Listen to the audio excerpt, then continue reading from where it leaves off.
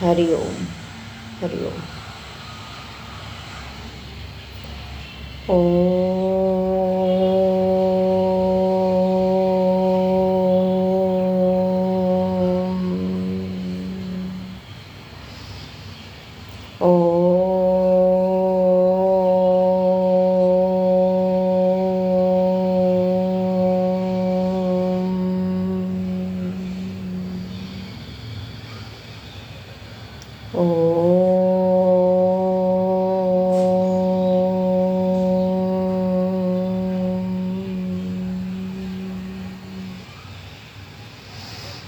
ओम श्री गणेशाय नमः।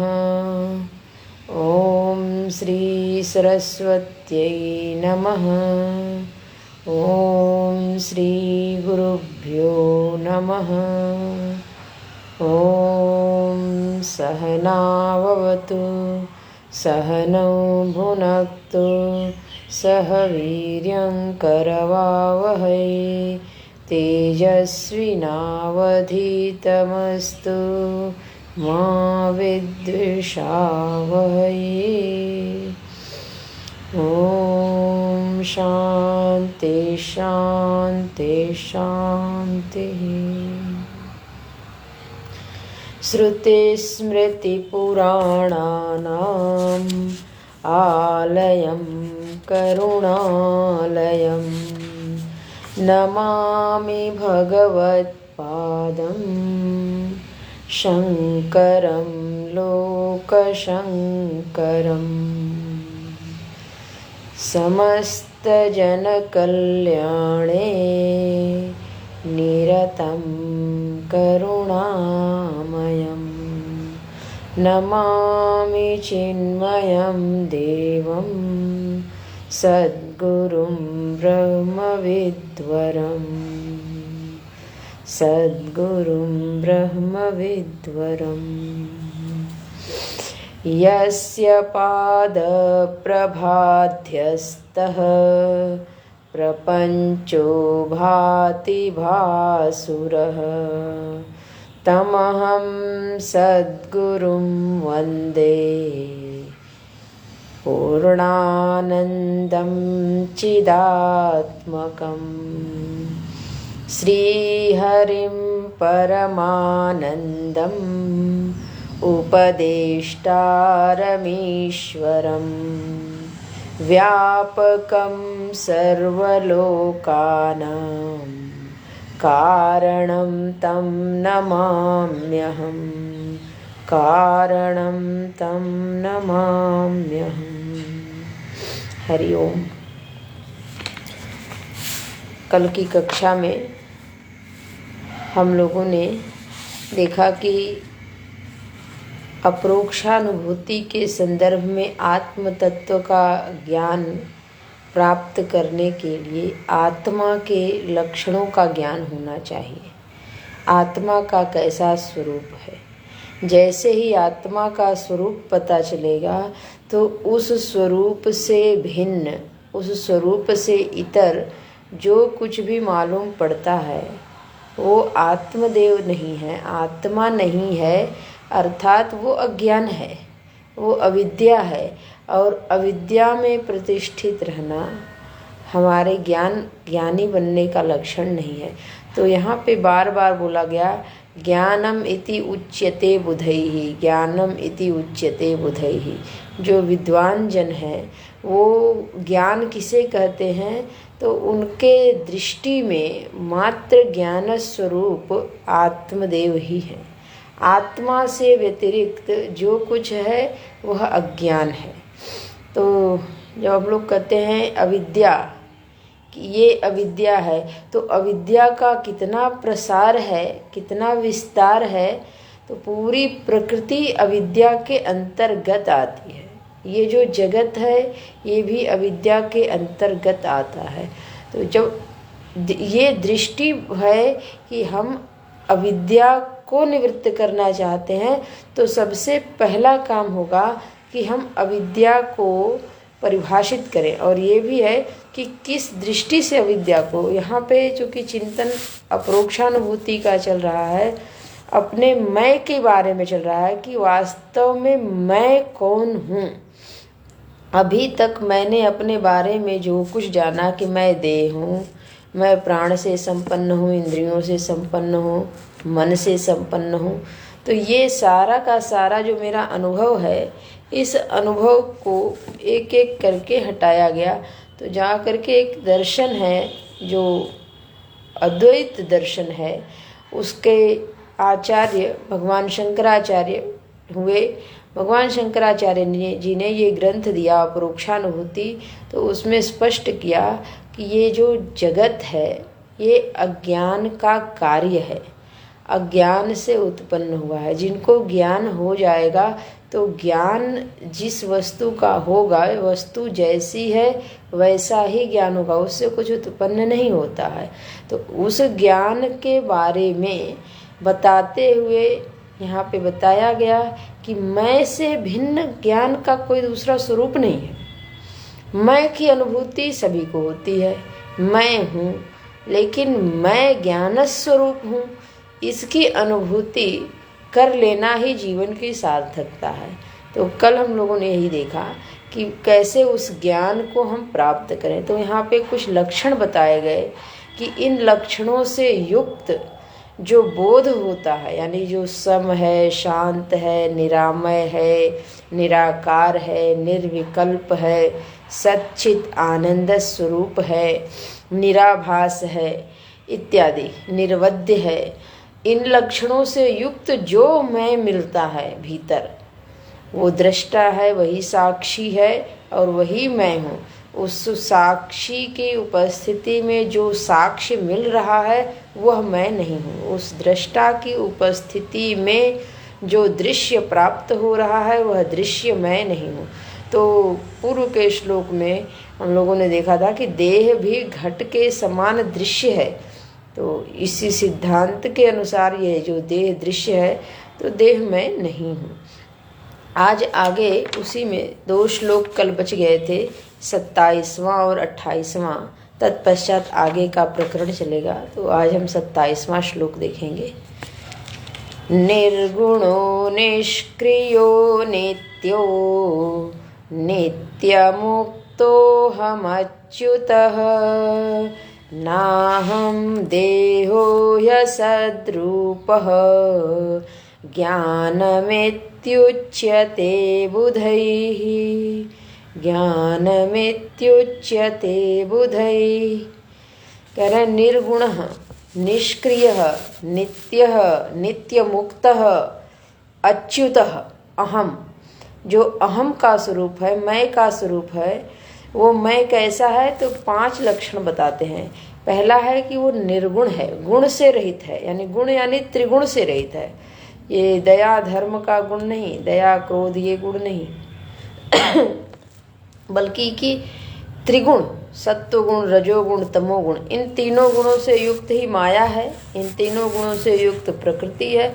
तो प्रकृति का हिस्सा मैं नहीं है, प्रकृति से बल्कि परे है। तो उसको कहते हैं गुण रहित निर्गुण।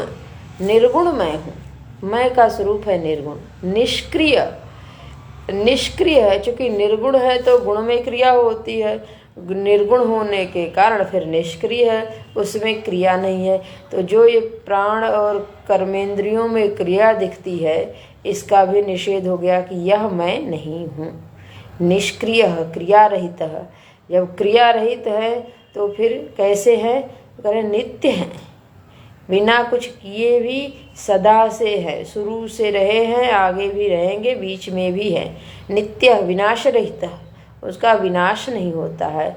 और जब विनाश नहीं होता है तो इसलिए नित्य रहते हुए, नित्य जैसा पूर्व में था वैसा ही है, पूर्व में मुक्त था। तो आज जो ये बंधन में मालूम पड़ रहा है, सच बात है, आज भी वो बंधन में है नहीं। नित्य मुक्त, तीनों कालों में, भूत भविष्य वर्तमान, कभी भी इसी 3 काल में हम पूरा युग, सारा समय बांट लेंगे। जो बीत गया वो भूत हो गया, जो आगे आएगा वो भविष्य है, जो वर्तमान में चल रहा है वो वर्तमान है ही है। इन तीनों कालों में, यानी यह शरीर हमको अभी प्राप्त है तो अभी भी वो मुक्त ही है, बशर्ते हम उसको जानते नहीं हैं। तो नहीं जानने के कारण हम बंधन में हैं। हमने इस देह को अपना स्वरूप मान लिया है, देह में स्थित हैं, इसलिए बंधन में है। जबकि देह से इतर उस साक्षी को पहचान लें, देह से उस इतर उस दृष्टा को पहचान लें और नित्य निरंतर अभ्यास के द्वारा, जैसे आज इस अभ्यास से हम अपने को निश्चय कर लिए हैं कि मैं मनुष्य हूँ, मैं मनुष्य हूँ, मैं मनुष्य हूँ, वैसे ही एक अभ्यास ऐसा हो कि मैं दृष्टा हूँ, मैं साक्षी हूँ, इस देह से घटने वाली समस्त घटनाओं को देखने वाला हूँ। जैसे जगत की घटनाओं को हम देखते हैं तो जगत की घटनाएं थोड़ी देर के लिए प्रभावित करती फिर हट जाती हैं, ठीक ऐसे ही देह की घटनाओं को हम देखने वाले हैं। देह की घटना, देह के में घटने वाली घटना वो मैं में नहीं घट रही है। यह बार बार अभ्यास करने से यह भी इसके संस्कार पड़ते हैं चित्त पे। ये इसी संस्कार से चित्त जब भर जाता है, आप्लावित हो जाता है, तो वो वेदांत के ज्ञान को हमारे सामने प्रस्तुत करने में समर्थ हो जाता है। इसलिए ये अभ्यास हमें नित्य निरंतर करना चाहिए। नित्य मुक्त अहम, नित्य मुक्त अहम, नित्य मुक्त, मैं तो नित्य मुक्त हूँ, क्योंकि मैं में कभी क्रिया हुई नहीं, मैं में किसी गुण का प्रवेश हुआ नहीं, मैं में कोई रोग आया नहीं, मैं इस संसार में जन्म लिया नहीं। तो इसलिए जो जन्म लिया है वो तो शरीर ने लिया है, मैं इससे भिन्न हूँ, मैं इसका दृष्टा हूँ, मैं इसका साक्षी हूँ। ऐसा अभ्यास करने से ये चित्त में वेदांत के संस्कार प्रबल होंगे और वेदांत का ज्ञान स्पष्ट होने लगेगा। तो कह रहे हैं नित्य मुक्त अच्युत, क्योंकि हम नित्य मुक्त हैं और सदा अपने स्वरूप में स्थित हैं, वैसे ही कोई आकार प्रकार के बिना, इसलिए हम अच्युत हैं। अपने स्थान से कभी च्युत नहीं होते हैं, गिरते नहीं हैं, कभी हटते नहीं हैं, हिलते नहीं हैं। और ये मेरा स्वभाव है सच्चिदानंद स्वभाव। सच्चिदानंद स्वभाव होने के कारण सत रूप से मैं सदा हूँ, चित रूप से मैं सर्वत्र विद्यमान होकर के सबका बोध करा रहा हूँ और आनंद स्वरूप भी मेरा स्वरूप है। इस प्रकार से यहाँ पे 5 लक्षण बता करके अहम का एक फिर से दृढ़ता देने के लिए कहते हैं, नाहम देहो यसद रूप, मैं देह नहीं हूँ, क्योंकि देह तो असद रूप है, देह तो व्यभिचारी है, देह तो परिवर्तनशील है, देह तो विनाशी है। आत्मा के लक्षणों से बिल्कुल भिन्न लक्षण इसके दिखते हैं। इसमें तीनों गुण विद्यमान हैं। ये कभी सात्विक होता है, कभी तामसिक होता है, कभी राजसिक होता है। ये थकता है, इसके द्वारा क्रिया किया जाता है, ये अपने आप को अभिव्यक्त करता है, इसलिए ये सद्रूप नहीं है, ये असद्रूप है। और जो इसको ही सद्रूप मानता है उसको विद्वान जन, बुद्ध जन, शास्त्र को जानने वाले ज्ञानी नहीं कहते हैं, बल्कि अज्ञानी कहते हैं कि ये अज्ञान में ही है। तो ज्ञान उनको कहते हैं जो देह से इतर सत्ता को स्वीकार करने में समर्थ हो जाते हैं। एक बात है, परम महाराज जी, परम पूज्य अखंडानंद जी महाराज की बात बताई जाती है कि वो कहते थे कि हम भी मनुष्य कहते हैं अपने आप को, और वो जो मजदूर होता है वो भी अपने आप को मनुष्य ही कहता है कि हम भी मनुष्य हैं। तो हम पढ़े लिखे और मजदूर जो नहीं पढ़ा है, दोनों में क्या अंतर है? इसका तात्पर्य ये हुआ कि हमारी समझ मनुष्य से भी भिन्न एक सत्ता है। जब उसके बारे में शास्त्र बताते हैं तो दृष्टि उस दिशा में जानी चाहिए, चिंतन होना चाहिए कि हम मनुष्य से इतर साक्षी रूप में अपने आप को पहचान लें। मैं साक्षी मात्र हूँ, और वो जो साक्षी है उसका कोई आकार नहीं है, उसमें कोई कष्ट नहीं है, कोई बाधा नहीं है। उस साक्षी में पहुँचने के बाद भी कुछ करना शेष रह जाता है। वो शेष ये रह जाता है कि उसमें आनंद की अनुभूति भी हो जाए, क्योंकि मैं आनंद स्वरूप हूँ। जब तक आनंद की प्राप्ति नहीं होगी, उस आनंद की खोज नहीं निकल कर के आएगी, तब तक बात बनेगी नहीं। ये है कि हमको हर घटना से, हर विषय से, हर परिस्थिति से कहीं दुख तो कहीं सुख मिलता है। जो सुख मिलते हैं वो सुख उसी प्रभु का है। वो आनंद की जब अभिव्यक्ति साक्षी और दृष्टा के अनुसंधान के बाद हो जाए तब जा कर के पूर्णता की प्राप्ति होती है। तो मुख्य लक्ष्य स्वरूप में जाना है तो आनंद की प्राप्ति भी है। आगे बोलते हैं उस अहम के लक्षण के बारे में। निर्मलो निश्चलो नन्तः शुद्धो हमजरो मरः नाहं देहो यसद्रूपः ज्ञानमित्युच्यते बुधैः। निर्मलः निश्चलः अनन्तः शुद्धः अजरः अमरः अहम। अहम मैं, अहम की जो अनुभूति हो वो इस रूप में हो कि मैं निर्मल हूँ, मैं निश्चल हूँ, मैं अनंत हूँ, मैं शुद्ध हूँ, मैं अजर हूँ, मैं अमर हूँ। इससे भिन्न जो देह है वो तो निर्मल नहीं है, मलयुक्त है। उसमें तो कितना सुबह स्नान करें फिर तुरंत लगता है कि फिर से कुछ लग गया, फिर से शुद्धता करनी चाहिए। तो हम लोग भी गर्मी में तो त्रिकाल संध्या करनी हो तो त्रिकाल ना हो तो 2 बार हो तो 2 बार स्नान तो हो ही जाता है। देह तो निर्मल नहीं है, लेकिन जो मैं का स्वरूप है वो सदा निर्मल है। उसमें मल पहुँच ही नहीं सकता है। क्यों? क्योंकि वो निर्वय सत्ता है, निराकार सत्ता है, उसको कोई छू ही नहीं सकता है, उसका अनुभव किया जा सकता है। जैसा कि कल हम लोग कक्षा में देखो, उसकी वृत्ति व्याप्ति तो होती है बट फल व्याप्ति नहीं होती है। निर्मल का अर्थ शुद्ध है आगे, लेकिन शुद्ध शब्द देते हैं इसलिए निर्मल का अर्थ यहाँ पे टीकाकार बताते हैं कि अविद्या से रहित है। अविद्या का अहम में प्रवेश नहीं है और अविद्या से व्यतिरिक्त, अविद्या के साथ साथ अविद्या का जो एक कार्य, अविद्या को अगर हम देखें तो सबसे मूल में जो प्रकृति प्रथम में है, उसके बाद ये महत्व तो अहंकार इत्यादि निकलते हैं, तन्मात्राएं, फिर इंद्रियां इत्यादि, ये सब अविद्या के ही कार्य हैं, अज्ञान के ही कार्य हैं। तो अज्ञान और अज्ञान जनित जितने कार्य हैं ये सब के सब उस अहम को स्पर्श तक नहीं कर पाते, उस अहम में है नहीं।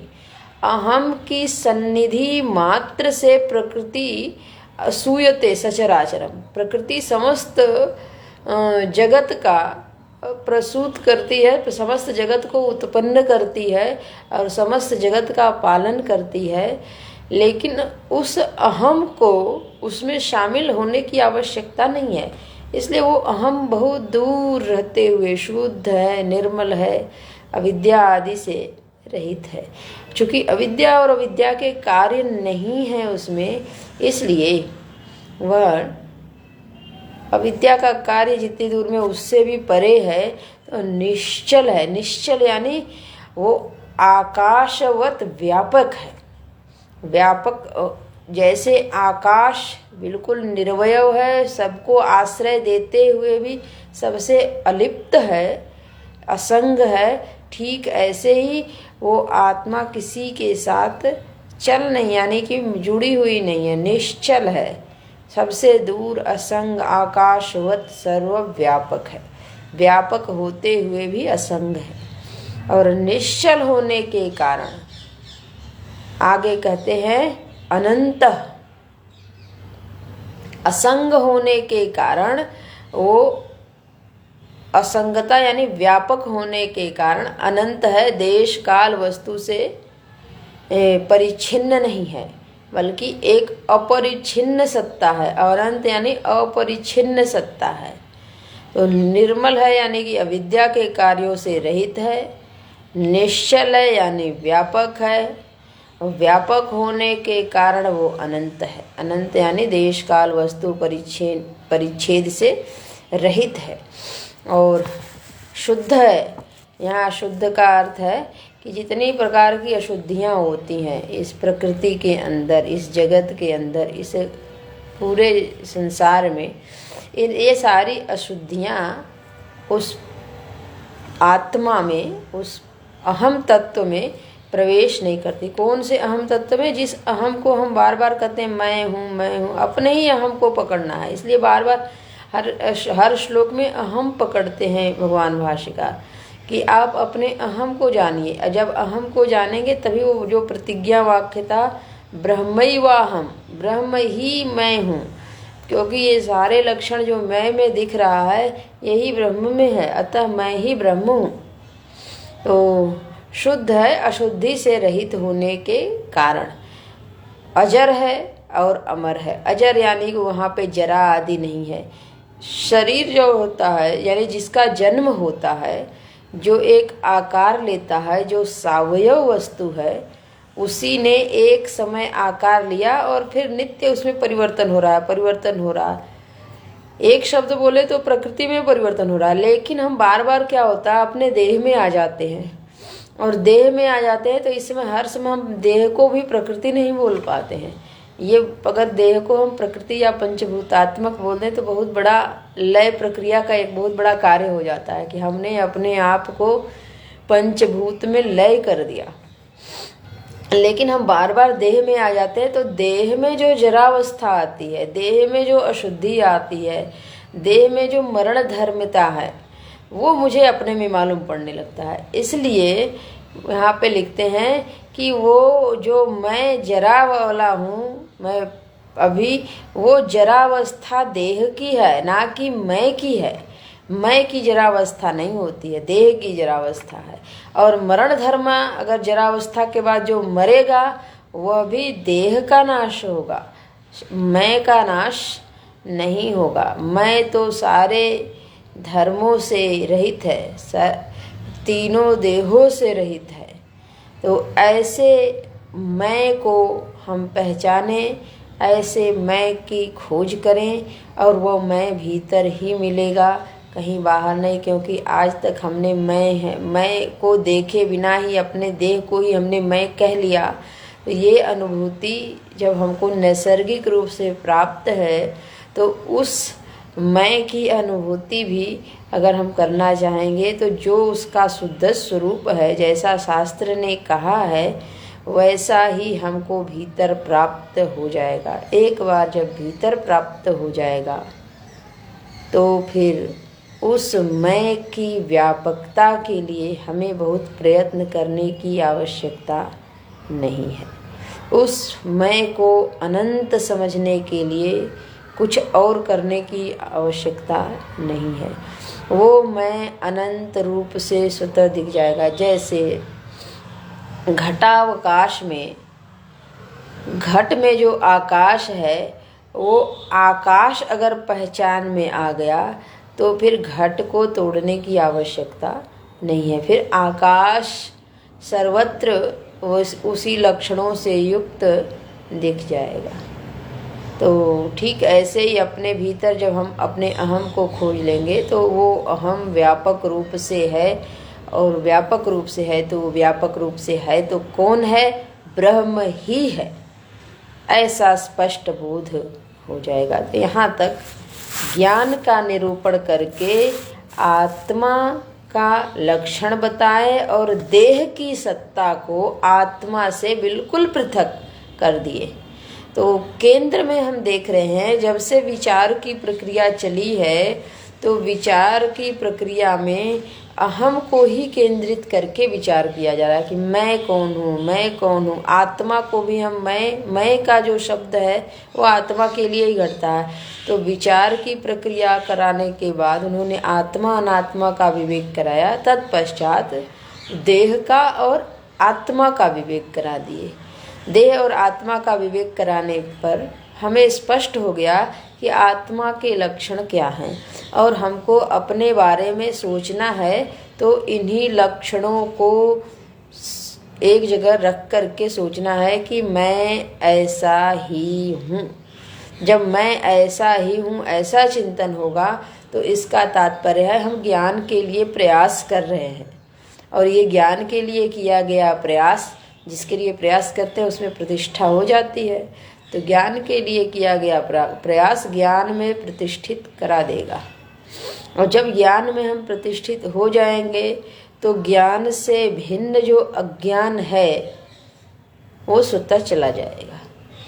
क्योंकि जो जो चीज़ें अज्ञान जिस जिस विषय का हमें बोध होता चला गया तो उसकी जो नासमझी है वो स्वतः मिटती चली गई। और जब मिट गई एक बार वो पुनः लौट के नहीं आती। ज्ञान की ये विशेषता बढ़िया है कि एक बार बोध हो जाए, जैसे अग्नि को एक बार स्पर्श कर ले और स्पर्श इंद्रिय से ये बोध हो गया कि ये अग्नि में दाहकता बहुत है, उष्णता है और ये जला देती है, तो पुनः हमको वो विस्मृत नहीं होता। विस्मृत भले हो जाए लेकिन यह है कि छूने के बाद तुरंत याद आ जाएगा कि इसका यही धर्म है। ठीक ऐसे ही एक बार मैं क्या ज्ञान हो जाए तो वो ज्ञान कभी फिर जाएगा नहीं। ज्ञान की ये बहुत अच्छी विशेषता है। इसके लिए मेहनत करनी है, लेकिन मेहनत के बाद फिर मेहनत करने की ज़रूरत नहीं है, परिश्रम करने की ज़रूरत नहीं है। अब एक नया विषय प्रारंभ करते हैं जो अभी तक बोलते आए हैं, ना हम देहो यह सद्रूप, ना हम देहो यह सद्रूप। यह देह मैं नहीं हूँ क्योंकि ये असद रूप है, यह देह मैं नहीं हूँ क्योंकि यह असद रूप है। अब उसी प्रकरण को एक श्लोक 29वें श्लोक से लेकर के 40वें श्लोक तक एक विषय है, उसको गीता प्रेस की पुस्तक से जो प्राप्त है उसमें दिया गया कि ज्ञानोपदेश है। लेकिन जो टीकाकार यहाँ भाष्य की टीका है उसमें 29वें श्लोक को बताते हैं ये शून्यवाद का निराकरण है। जो कहते हैं कि आत्मा का हम जब ऐसे आत्मा का निरामय निराभास आत्मा का निर्गुण निष्क्रिय निष्कल आत्मा का हम जब खोज करते हैं तो हमें प्राप्त क्या होता है, शून्य मात्र प्राप्त होता है। तो उसका निराकरण 29वें श्लोक में किया गया है कि शून्य जिसकी बात जिस आत्मा को आप शून्य कह रहे हैं उसके लिए श्रुतियों ने इतना मेहनत करके कहा वो आनंद स्वरूप है, वो परम है, वो श्रेष्ठ है, वह पुरुष है, वो देहातीत है, त्रिगुणातीत है इत्यादि उसकी बड़ी महिमा गाई है श्रुतियों ने। श्रुति माता जब महिमा गा रही हैं तो इसका मतलब है कि वो जो आत्मदेव हैं वो शून्य मात्र नहीं है, बल्कि यहाँ तक श्रुति बोलती है अगर देखने वाली चीज़ है तो वो आत्मा ही है। तो यहाँ पे 29वें श्लोक में उसी शून्यवाद का निराकरण किया गया है कि आप जो शून्य मानते हैं ये आपकी समझ ठीक नहीं है। आप तो यहाँ पे तो सीधे बोलते हैं मूर्ख हैं, आप मूर्ख हैं। और फिर 30वें श्लोक से लेकर के चला जाता है 40वें श्लोक तक। तो 37 श्लोक तक मेन बोलते हैं कि जो आपको हम पीछे बता के आए हैं कि आप देह नहीं है, देह नहीं है, देह तो असद रूप है। तो यहाँ पे बताएं कि कथम स्यात् देह का अपमान, कथम स्यात् देह का अपमान, ऐसे कह के आप ये तय करिए अहम का स्वरूप ऐसा है और देह इससे भिन्न है, तो आप ही बताइए, हम कुछ नहीं कहेंगे, आप स्वयं तय करिए कि आप देह कैसे हैं।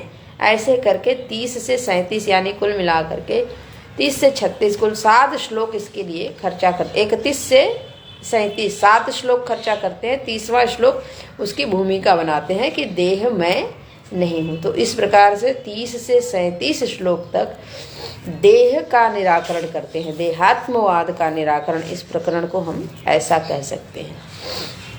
तो हम देखते हैं अभी 29वें श्लोक को। स्वदेहे शोभनं संतं पुरुषाख्यं च सम्मतं किं मूर्खं शून्यमात्मानं देहातीतं करोषि भो, देहातीतं करोषि भो। कह रहे हैं कि स्वदेहे शोभनं संतं पुरुषाख्यं च सम्मतं, कि ये भो मूर्ख, हे मूर्ख, तुमने कह दिया शून्यम आत्मानम, यह जो आत्मा है यह तो शून्य है। वहाँ क्योंकि जैसा हमने ध्यान किया, हम भीतर उस आत्मा की खोज किए कि मैं कौन हूँ, तो मैंने चित्त को पाया, उस चित्त में आने वाले वृत्तियों को पाया, और उन वृत्तियों के शांत होने के बाद जब हमने देखा तो कुछ भी शेष नहीं बचा। तो तो इसी बात को प्रश्न उठा देते हैं भगवान भाष्यकार कि ये जो बोल रहा है कि हमने उसको शांत किया तो कुछ भी नहीं बचा, ये शून्य कहने वाला है कौन? जो ये कह रहा है हम उसी की बात कर रहे हैं कि वही है। तो अब उनकी अपनी मान्यता है, तो वो एक शून्यवाद करके दर्शन में वाद ही चल पड़ा कि ये उनका मत है, ये आत्मा को नहीं मानते हैं। तो यहाँ पे सीधे भगवान भाष्यकार बोलते हैं वो मूर्ख हैं। भो मूर्ख स्वदेहे किम शून्यम आत्मानम करोषि त्वम।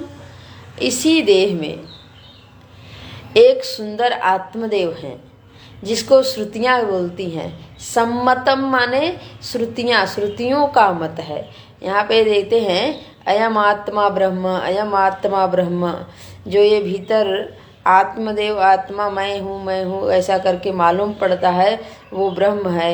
यही आत्मा ही ब्रह्म है, ऐसा सम्मत है, श्रुतियों का मत है। शरीर से विलक्षण, अति मंगल, एक अत्यंत सुंदर, अत्यंत आह्लादक एक तत्व है जो ब्रह्म है।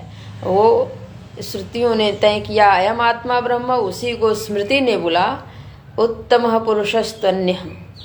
एक क्षर पुरुष है, एक अक्षर पुरुष है। अक्षर पुरुष यानी जीव, और इस अक्षर पुरुष यानी जो ये पंचभूतात्मक जगत और जीव से भिन्न उत्तम पुरुष है।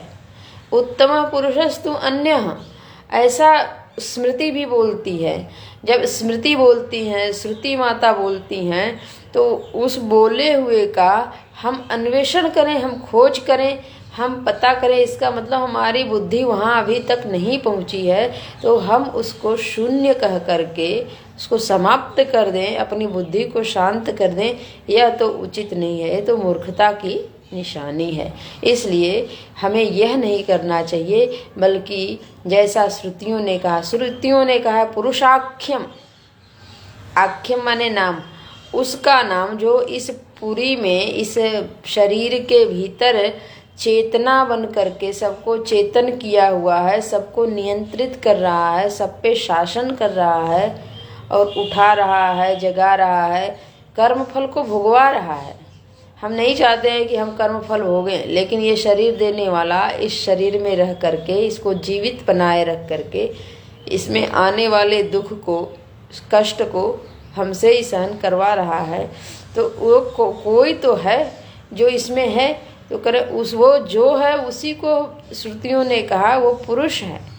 पुरुषाख्यम शोभनम, वो सुंदर है, अत्यंत उत्तम है, अत्यंत मंगलमय विधान से युक्त है, और उसका जो ये विधान है उस विधान से बाहर कोई नहीं है। तो शोभनम मंगलम पुरुषाख्यम पुरीशयनम पुरुषम, और सम्मतम श्रुति सम्मतम, श्रुतियों ने उसको अपने से तरीके से बताया है कि वही आत्मा है, वही उत्तम पुरुष है, वही सबसे परे सत्ता है, और उसी का शासन चलता है। क्यों? और वो देहातीत है। देहातीतम जो दूसरी पंक्ति का है वो ऊपर वाली पंक्ति के सारे लक्षणों के साथ जुड़ जाएगा। देहातीतम क्योंकि वो देह से अतीत, देह से परे की सत्ता है। जैसे घट दृष्टा बन करके हम घट देखते हैं, तो ऐसे ही हम देह दृष्टा बन करके देह देखते हैं। देह दृष्टा बन करके देह में आने वाले सुख दुख को देखते हैं। इस देह के साथ आने जाने वाली अनुकूल प्रतिकूल परिस्थितियों को देखते हैं। तो ये सब जो देखते हैं, तो देखने वाला इससे अतीत होगा तो ही देखेगा। और ये जब बाल्यावस्था में शरीर था तब भी देखा, युवावस्था में आया तब भी देखा, प्रौढ़ावस्था में जाएगा तब भी, और आगे जितनी यात्रा होगी उन सबको देखने वाला जो पुरुष है वो देहातीत ही है। तो ऐसे स्थिति में जिन्होंने उस पुरुष की पहचान नहीं की और उस आत्मा की पहचान नहीं की, बल्कि उस आत्मा को शून्यम ऐसा कहा, वो शून्यवादी मूर्ख हैं, नहीं जानते हैं और ऐसा जान करके जो रुक जाता है वो भी फिर मूर्ख ही हुआ। अभी जैसे ज्ञानमिति उच्यते बुधई, उसको ज्ञान कहते हैं, तो यहाँ पे कहते हैं ज्ञान का विपरीत तो हुआ मूर्ख। वो ज्ञानी नहीं होकर के मूर्ख में ही प्रतिष्ठा, मूर्ख तो पहले से ही है और इतनी मेहनत करने के बाद भी वो अज्ञान में ही रुक गया, तो फिर प्रयास क्या किया? चला तो बहुत, ये नहीं है कि प्रयास नहीं किया, प्रयास तो बहुत किया। प्रयास करने पर जब तक लक्ष्य की प्राप्ति नहीं होवे उसके पहले ही रुक जाना कोई ये समझदारी तो है नहीं। तो जब हम लक्ष्य को प्राप्त करने से पहले ही रुक गए तो समझदार नहीं हुए, इसलिए समझदार नहीं हुए तो मूर्ख हुए। तो यहाँ पे भगवान भाष्यकार ने कहा कि उसको मूर्ख न कहें तो और क्या कहें। आगे बोलते हैं, स्वात्मानं शृणु मूर्खत्वं श्रुत्या युक्त्या च पुरुषं देहातीतं सदाकारं सुदुर्दर्शं भवादृशैः।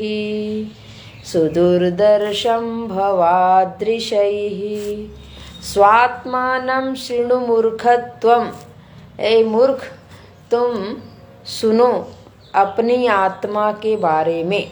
स्व आत्मानम, दूसरे की आत्मा नहीं है, वो अपनी ही आत्मा है, उसके बारे में सुनिए। कि क्या आप कहेंगे वही सुने? तो बोलते नहीं, श्रुत्या, श्रुतियों ने जो कहा है हम वह सुनाते हैं, वह सुनिए। या तो स्वयं श्रुति के पास जाइए, श्रुति भी आपको भी वही सुनाएगी, क्योंकि श्रुति ने जो बोला है वो वही बोलेंगी जो उन्हें बोलना है।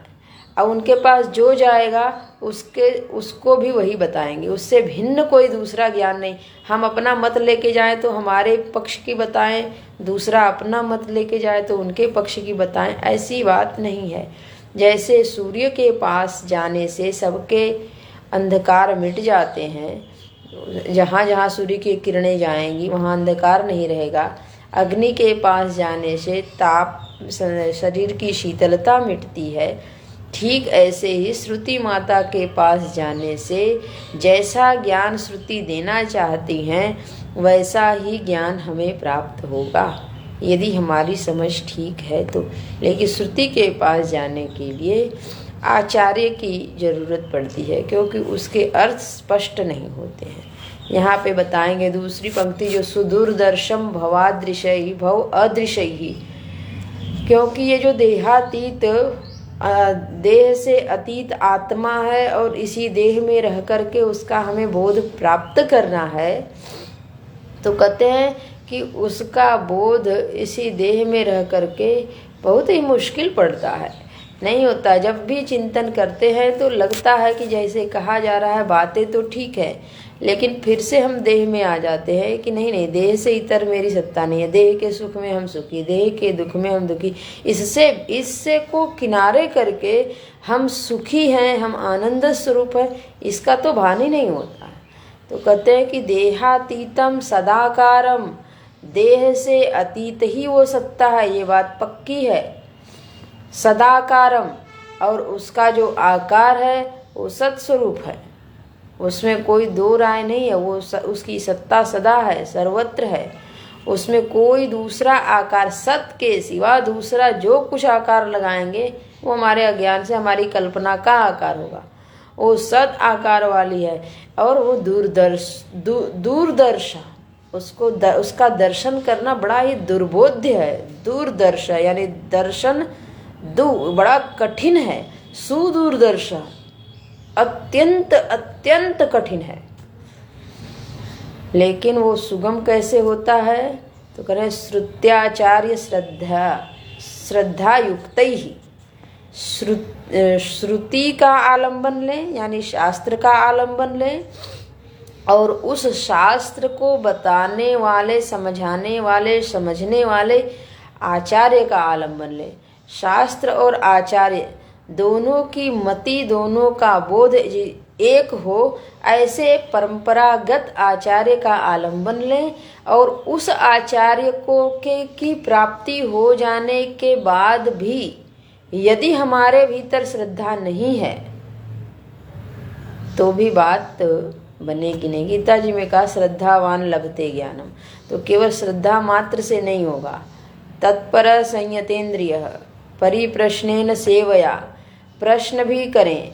प्रश्न तो तब करेंगे जब हमारे भीतर जिज्ञासा होगी, और उस जिज्ञासा को प्रकट करने के लिए ये सारे जब तथ्य हमारे भीतर जाएं कि मैं क्या स्वरूप ऐसा है, मैं से इतर मैं देह को अपना मैं मानता रहा हूँ, तो ये क्या गलत है सही है, ऐसे सारे प्रश्न जब तैयार हों तो तब जा कर के गुरु के पास, आचार्य के पास श्रद्धा से प्रश्न किया जाता है, और श्रद्धा पूर्वक उनके द्वारा बताए गए उत्तर का अनुशीलन किया जाता है।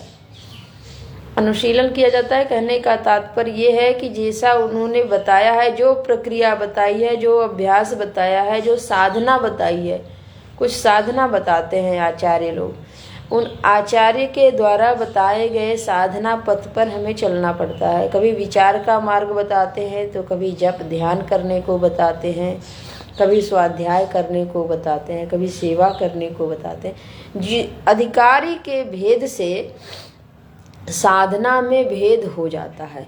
अब वो आचार्य समर्थ हैं हमारी योग्यता को समझने में। जब हमारी योग्यता वो समझते हैं तो हमारी योग्यता के अनुरूप ही हमें साधना का पथ बताते हैं, साधना का मार्ग बताते हैं, और उस मार्ग से हमारा कार्य बन जाता है। तो प्रश्न बहुत आते हैं गुरु के संदर्भ में, आचार्य के संदर्भ में कि कैसे सब श्रद्धा करें।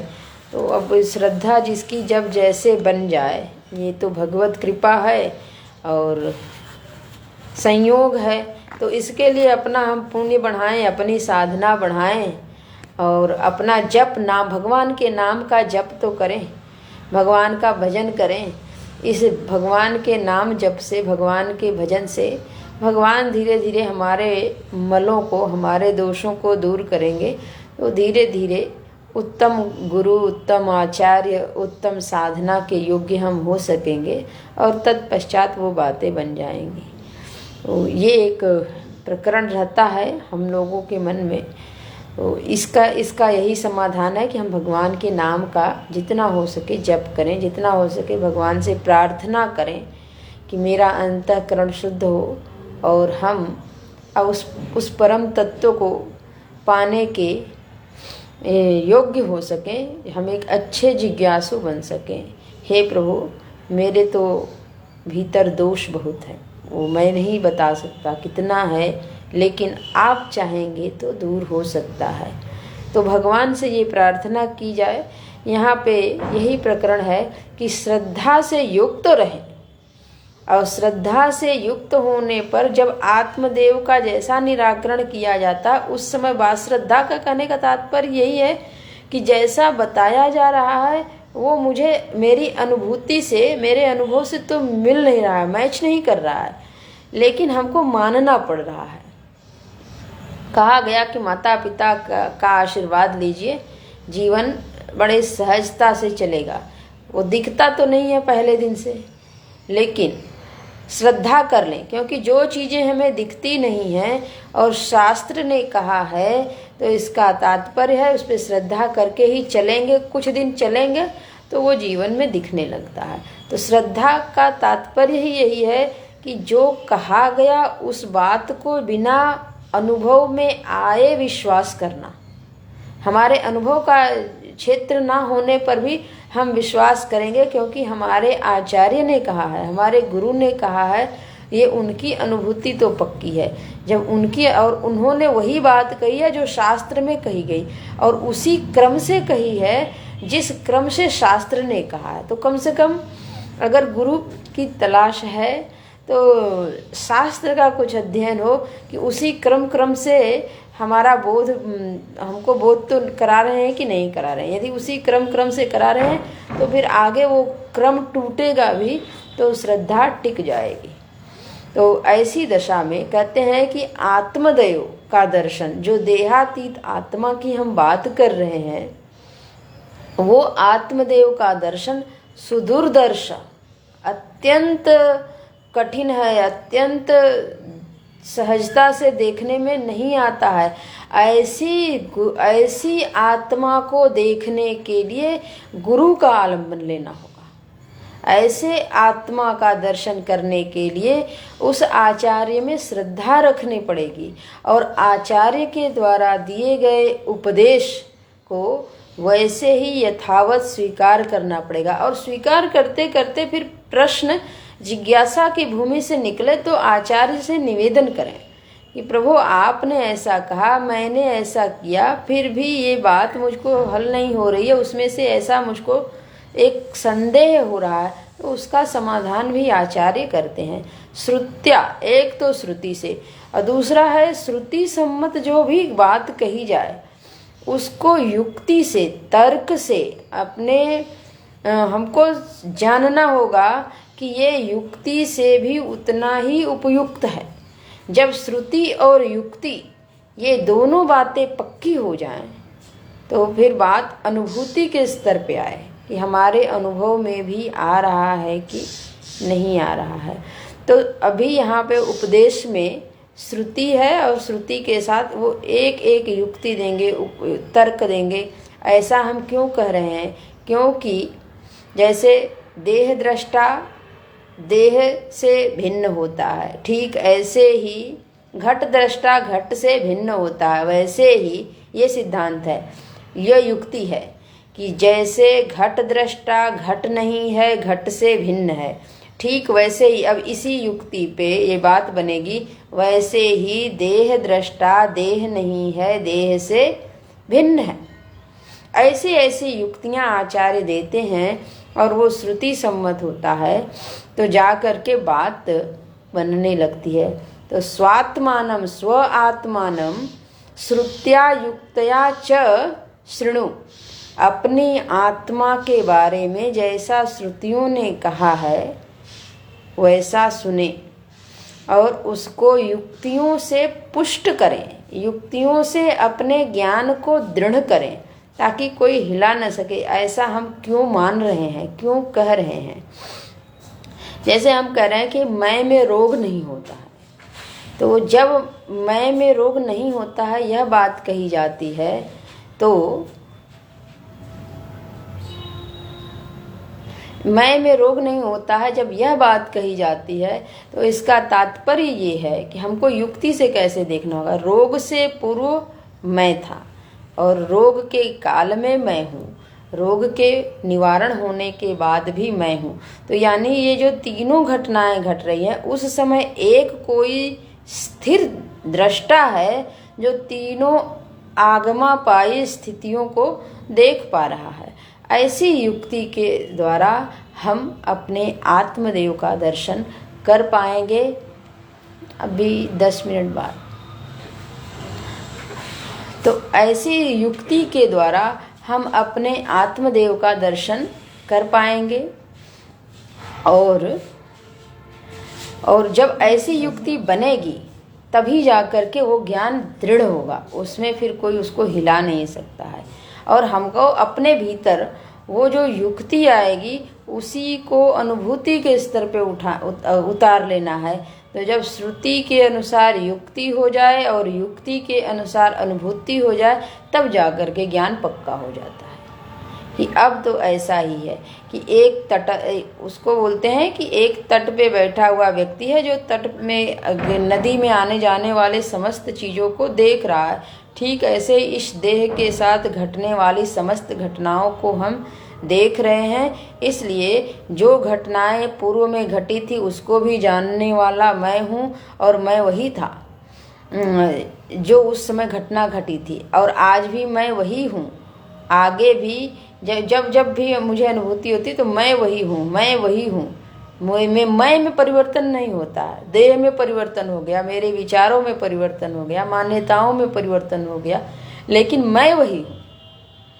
ये अनुभूति और ये युक्ति से जब सिद्ध हो जाती है, यही इन्हीं को आधार बना करके हम युक्ति का आश्रय लेते हैं। और ये युक्तियाँ जब युक्तियों के द्वारा ये ज्ञान पुष्ट होता है तब जा करके जो सुदूदर्श आत्मा है, बहुत कठिन है, अत्यंत कठिन है, वो स्पष्ट मालूम पड़ने लगती है।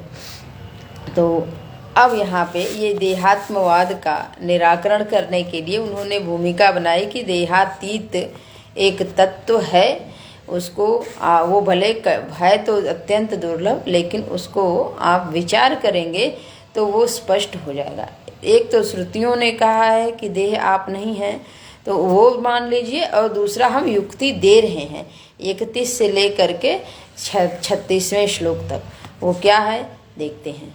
अहम शब्देन विख्यात एक एव स्थितः परः स्थूलस्तत्त्वनेकतां प्राप्तः कथं स्याद्देहः कः पुमान्, कथं स्याद्देहः कः पुमान्।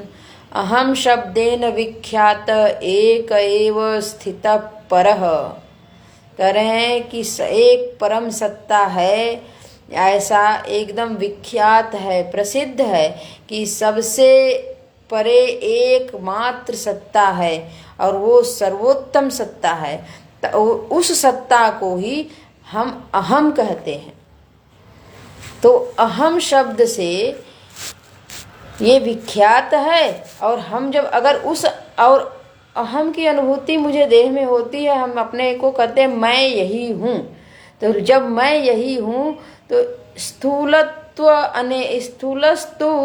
स्थूलस्तु अनेकतां प्राप्त, यह जो स्थूल शरीर है इस पर अगर हम विचार करें तो विचार करेंगे तो इसमें तो अनेकता है। 5 भूतों से तो वैसे ही बना है, बाकी हाथ पैर सारे अंगों को हम अलग करें और सारे अंगों के कार्यों को देखें तो और अनेकता है।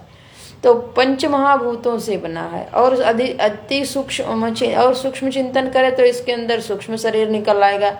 इंद्रियां हैं, उन इंद्रियों को ग्रहण करने के लिए इंद्रियों के विषय हैं इत्यादि। तो कह रहे हैं कि इस स्थूल शरीर में तो अनेकता स्वतः प्राप्त है, जैसे ही हम विचार करेंगे, और जब विचार करेंगे तो अनेकता प्राप्त है। और एक आत्मा मैं में कभी अनेकता मुझे अपनी अनुभूति से नहीं मालूम पड़ता। हम कभी नहीं कहते कि मैं एक हूँ, अनेक हूँ। जब हम बोलते हैं कि मैं यही हूँ तो ये पूरे देह को एक करके बोलते हैं। मैं सिर हूँ, मैं पैर हूँ, मैं हाथ हूँ, ऐसा करके नहीं कि सबको अलग अलग करके नहीं बोलते हैं, और कभी अलग अलग करके अनुभूति भी नहीं होती है। मैं यही हूँ, मैं एक हूँ, तो मैं में एकता की अनुभूति हो रही है कि यह एक तत्व है और ये विख्यात है, प्रसिद्ध है अपनी अनुभूति से। और इसी को श्रुति ने कहा कि हम उसी मैं की बात कर रहे हैं जो इन सारे उपाधियों से विनिर्मुक्त है। जिसको हाथ की उपाधि लगी तो वो कर्ता बन गया, हाथ से कार्य करने वाला। कर्मेंद्रियों की उपाधि 5 की अगर लगी तो सबके अपने अपने जो कार्य हैं वो करने वाला बन गया। मन की उपाधि लगी तो वो मनन करने वाला बन गया। वाणी की उपाधि लगी वो बोलने वाला बन गया। श्रोत्र इंद्रिय की उपाधि लगी तो सुनने वाला बन गया। और ऐसे जैसे बैठे हैं तो पूरे देह की उपाधि लेकर के मन में बोला तो वो बैठने वाला हो गया।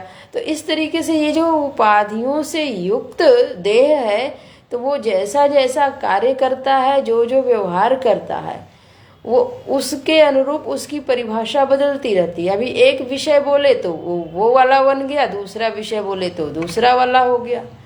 तो कितनी सारी उपाधियां बदलती रहती है, लेकिन अहम शब्द में यानी मैं में परिवर्तन नहीं होता है। सोने वाला मैं, जागने वाला मैं, सुषुप्ति में जाने वाला मैं, ये मैं की जो अनुभूति है वो एक है। और उसके इससे भिन्न अगर देह को लिया जाए तो इस स्थूल शरीर में तो अनेकता की प्राप्ति ऐसे ही होती है। तो इस अनेकता और एक तत्व में हम कैसे कहें कि ये दोनों एक हैं, देह ही मैं हूँ। कथम स्यात् देह का पुमान, कथम स्यात्, ऐसा कैसे कहा जाए कि यह देह ही पुरुष है, यह देह ही मैं हूँ। देह में जो देखा जाता है तो जब सो जाते हैं तो देह तो अपने आप को भी नहीं जानता है। अरे हम जगे भी रहते हैं तो जब सूक्ष्म स्तर से शरीर में कोई छोटा रोग होने को होता है तो मुझे पता नहीं चलता। जब वो अपना विकराल रूप धारण कर लेता है तब जा कर के पता चलता है कि यहाँ पे कष्ट है। हो तो इसी शरीर में रहा है और वो हमको ही पता नहीं चल रहा है। तो ये तो तम प्रधान शरीर है। तम प्रधान शरीर को हम आत्मदेव अहम कैसे कर सकते हैं, जबकि मैं में मुझको पता है कि मैं में बोध होता है, मैं ज्ञान स्वरूप है, उसमें ज्ञान है। तो इस ज्ञान और अज्ञान, इन दोनों स्थितियों में एक और अनेक, इन दोनों स्थितियों में इस देह को और उस अहम को कभी भी एक में मिलाया जाना संभव नहीं दिखता है। जब संभव ही नहीं दिखता है अपनी अनुभूति से, इस युक्ति से, तो हम कैसे कहें कि यही मैं हूँ। आगे कहते हैं और भी विचार कर लेते हैं कि यह देह और अहम, इन दोनों में क्या भिन्नता है। कह रहे हैं अहम दृष्टितया सिद्धः देहो दृश्यतया स्थितः ममायमिति निर्देशात् कथं स्याद्देह कः पुमान्, कथं स्याद्देह कः पुमान्। करें अहम दृष्टितया सिद्ध, मैं दृष्टा हूँ, मैं देखने वाला हूँ, मेरे द्वारा ही दृष्टित्रया तृतीया है, मेरे द्वारा सब देखा जाता है, मेरे द्वारा सब देखा जाता है। सब देखा जाता है यानी कि नेत्र से तो रूप देखे जाते हैं, लेकिन श्रोत्रेंद्रिय से शब्द सुने जाते हैं। तो ये पांचों विषय जो जिसको हम ग्रहण करते हैं, जिसको हम जानते हैं, जिनके साथ हम व्यवहार करते हैं, वो व्यवहार करने वाला जो मैं है, वो मैं सिद्ध है कि वो दृष्टा रूप में स्थित है, उसको मालूम होता है, वो प्रकाशक के रूप में स्थित है, वो बोधकर्ता के रूप में स्थित है। लेकिन ये जो देह है दृश्यतया स्थित है, देह तो दृश्य रूप में स्थित है, देह दिखाई देती है, देह को देख करके पता चलता है कि इसमें क्या, कहाँ पे कौन सी घटना घटी है, ये कब जड़ बनती है, कब इसमें कहाँ रोग आ रहे हैं। तो देह दृश्य है, देह जानी जाती है। देह एक जगह पड़ जाए तो कुछ करती नहीं है।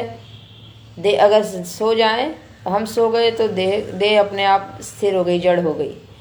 तो देह तो जड़ है, देह तो दृश्य है और स्थित है एक जगह। अगर हम चलाएं तो चले, ना चलाएं तो ना चले। तो ठीक, तो इस प्रकार से हमने देखा कि जो अहम है वो दृष्टा रूप में है और देह दृश्य रूप में है। और एक सिद्धांत है, दृष्टा दृश्य से सदा पृथक होता है। दृष्टा कभी दृश्य नहीं बनता है, दृष्टा को कोई नहीं देख सकता। दृष्टा दृश्य को देखता है लेकिन दृश्य दृष्टा को नहीं देखता है।